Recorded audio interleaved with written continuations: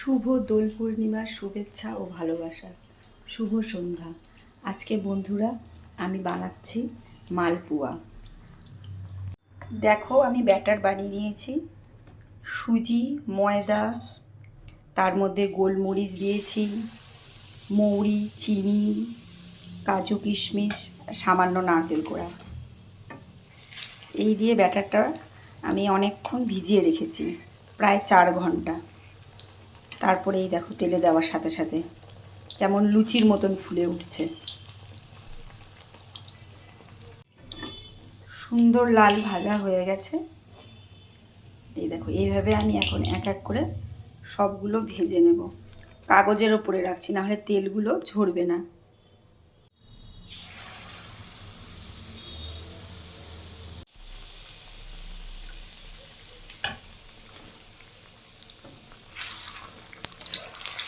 একদম ফুলকো লুচি।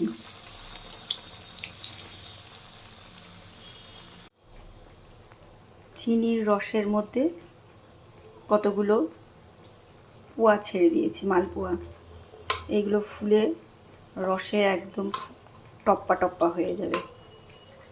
সামান্য এলাচ দিয়েছি যাতে সুগন্ধ বাড়ে। আবার এইগুলো ভাজা হচ্ছে, কতগুলো ভাজা রেখে দেবো, আবার কতগুলো রসের মধ্যে ফেলবো।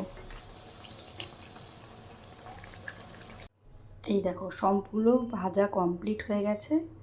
আর যেইগুলো রসে ফেলেছিলাম সেইগুলো রসে ফুলে গেছে। খাবে নাকি তোমরা কেউ মালপোয়া? চলো চলে আসো, হোলিতে আমরা সবাই মিলে একসাথে মজা করব আর খাওয়া দাওয়া করব।